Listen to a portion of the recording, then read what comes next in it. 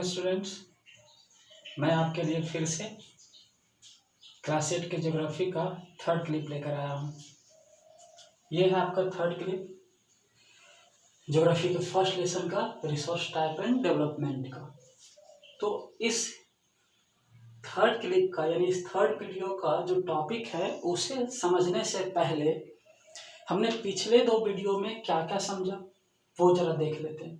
पिछले दो वीडियो में इन सारे टॉपिक्स को कवर किया गया था, उसी को यहाँ पे समझना है। सबसे पहला टॉपिक था रिसोर्स। रिसोर्स क्या है? Everything that satisfies our needs and is present in nature is termed as resource. उसमें बहुत सारे एग्जांपल्स बताए। फिर ये भी बताया कि कोई चीज, किसी भी वस्तु का जब यूटिलिटी होता है तभी वो रिसोर्स होता है, विदाउट यूज वो रिसोर्स के रूप में नहीं कहा जा सकता है। फिर हमने बताया कि रिसोर्स बनने में या किसी सबस्टांस को रिसोर्स में कन्वर्ट होने में टाइम और टेक्नोलॉजी का बहुत ही इम्पोर्टेंट कंट्रीब्यूशन होता है। ये पहला टॉपिक था। दूसरा टॉपिक इसका था टाइप ऑफ रिसोर्स। इस टॉपिक में हमने पढ़ा दो रिसोर्स के बारे में, एक नेचुरल रिसोर्स, दूसरा मैनमेड रिसोर्स। नेचुरल रिसोर्स में हमने बेस देखा कि किस बेस पे नेचुरल रिसोर्स को डिवाइड किया गया। तो यहाँ 4 बेस बताया गया था पिछले लेक्चर में। बेस्ड ऑन डेवलपमेंट, दूसरा बेस्ड ऑन ओरिजिन, तीसरा बेस्ड ऑन एक्सेसिबिलिटी, चौथा बेस्ड ऑन डिस्ट्रीब्यूशन। एंड इसके आधार पे हर पार्ट का दो दो टॉपिक सब पार्ट था। जैसे सबसे पहले डेवलपमेंट के आधार पे एक्चुअल रिसोर्स, मतलब ऐसा रिसोर्स जिसकी क्वालिटी और क्वांटिटी के बारे में हमें पता हो और हम उसे यूज कर रहे हो, वो हो गया एक्चुअल रिसोर्स। दूसरा पोटेंशियल रिसोर्स, जिसकी मात्रा बहुत ज़्यादा हमारे नेचर में लेकिन हमारे पास टेक्नोलॉजी नहीं, तो वो हो गया पोटेंशियल। ओरिजिन के आधार पे बायोटिक और एबायोटिक। तो बायोटिक में हम क्या बताए थे? नेचर के अंदर का लिविंग थिंग। एबायोटिक में क्या बताए थे? Non living thing. ये बायोटिक और एबायोटिक ओरिजिन के आधार पे। तीसरा एक्सहॉस्टिबिलिटी के आधार पे रिन्यूएबल एंड नॉन रिन्यूएबल, ऐसा रिसोर्स जो बार बार रिन्यू हो नेचर के अंदर, वो रिन्यूएबल। और ऐसा रिसोर्स जो रिन्यू ना हो, जिसकी संख्या लिमिट हो, उसे नॉन रिन्यूएबल। चौथा डिस्ट्रीब्यूशन के आधार पे यूबिक्विटस और लोकलाइज्ड। यूबिक्विटस में ऐसा रिसोर्स जो हर जगह पाया जाता हो। यूबिक्विटस मतलब फाउंड एवरीवेयर, जिसकी संख्या हर एक जगह हो। और लोकलाइज्ड मतलब किसी पार्टिकुलर जगह पे ही पाई जाती हो। तो ये सारा टॉपिक कवर हुआ था। दूसरा रिसोर्स का दूसरा टाइप है मैनमेड रिसोर्स। इसमें हमने बताया कि ऐसा रिसोर्स जिसे इंसानों ने डेवलप्ड किया वो हो गया ह्यूमन मेड रिसोर्स। तो ये सारे टॉपिक हम पढ़ चुके हैं। आज का टॉपिक है कंजर्वेशन ऑफ रिसोर्स, और इसमें एक पॉइंट पढ़ेंगे सस्टेनेबल डेवलपमेंट। साथ ही साथ इसमें ये देखने को मिलेगा कि कौन सा तरीका है जिससे हम रिसोर्स को कंजर्व कर सकें, अपने पृथ्वी को कैसे हम सेव कर सकें। तो यहाँ पे जो वर्ड्स लिखे हुए हैं, हमें जैसा कि पीछे सजेशन मिला है कि वर्ड्स छोटे छोटे होते हैं, तो यहाँ पे हमने कुछ बड़ा लिखने की कोशिश किया। जब ज़्यादा बड़ा लिख पाता हूँ तो बहुत ही कम पॉइंट इस पे कवर हो पाएंगे एक क्लिप में। तो जो वर्ड्स यहाँ पे लिखा हुआ है उस वर्ड्स का जो इंग्लिश है हम उसे पढ़ते भी हैं, आप सुने ध्यान से, समझ में आ जाएगा कि क्या लिखा हुआ है। तो let's start this topic, conservation of resource. First of all we have to understand what means conservation. Conservation means होता है किसी चीज को प्रिजर्व करके रखना, प्रोटेक्ट करना। तो कंजर्वेशन ऑफ रिसोर्स को यहाँ डिफाइन किया गया, when we use resources carefully and give them time to renew themselves, it is called resource conservation.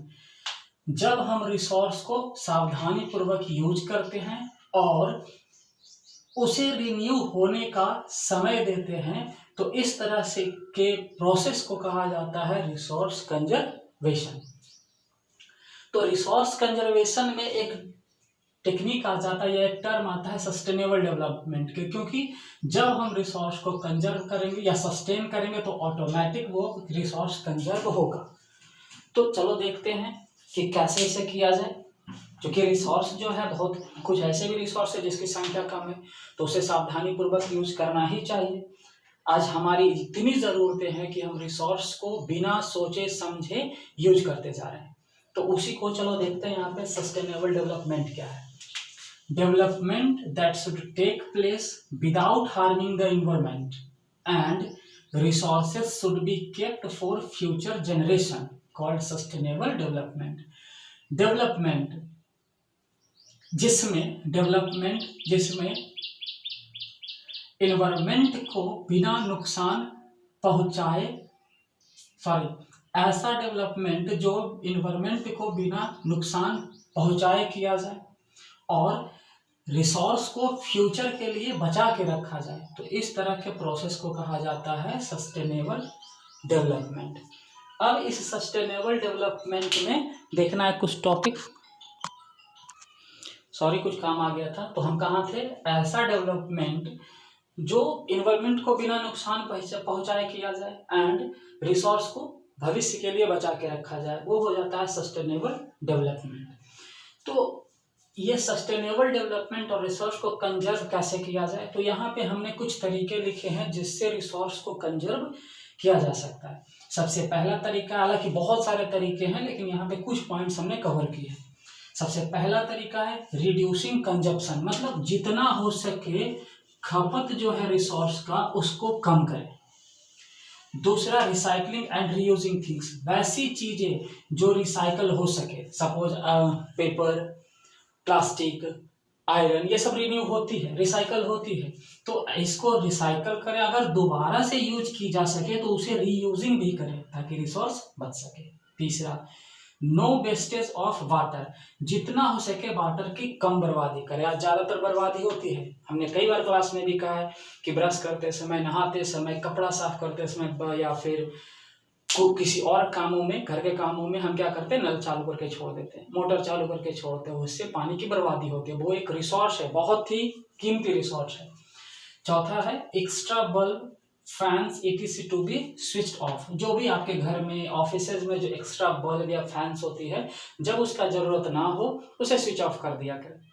इससे बिजली बिल की नहीं बल्कि रिसोर्स की बर्बादी होती है। तो ये सब कुछ टॉपिक है जिससे हम रिसोर्स को कंजर्व कर सकते हैं। अब इन सारे पॉइंट्स के अलावा एक लास्ट पॉइंट है कि हम अपने पृथ्वी को कैसे सेव कर सकते हैं। तो इसके पॉइंट्स को हम यहाँ नहीं लिख पाए हैं, हम इस पॉइंट्स को बोलते हैं, आप ध्यान से सुने और उसे समझें। फर्स्ट पॉइंट है, पॉइंट्स क्या है, पृथ्वी को कैसे सुरक्षित रखें। फर्स्ट पॉइंट है there should be sustainable use of resource, resource को सस्टेन करना चाहिए। दूसरा the diversity of life on the earth should be conserve, पृथ्वी पे जितने प्रकार के लाइफ है उन्हें कंजर्व करें।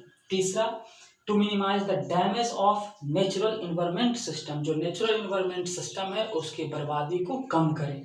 एंड चौथा to motivate people by creating awareness regarding the judicious use of resources, लोगों को बीच में अवेयरनेस फैलाएं, जागरूकता फैलाएं कि वो रिसोर्स के सावधानी से यूज करें और कम से कम बर्बादी करें।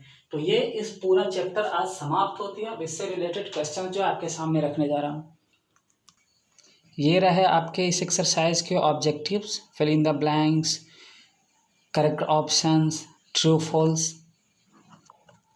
Match the following, give answer in short. आपको गिव आंसर इन शॉर्ट तक ही बनाना है। शायद इसी का क्वेश्चन हम कुछ ने पहले के क्लिप में दिया था। मैं आपका अगला क्लिप और बेहतर बनाने की कोशिश करूंगा और साथ ही साथ फर्स्ट लेसन के ऑब्जेक्टिव्स का सॉल्यूशन भी लेकर आऊँगा और साथ ही साथ हिस्ट्री का पहला लेसन नेक्स्ट वीडियो में, नेक्स्ट लेक्चर में हम स्टार्ट करेंगे। Thank you.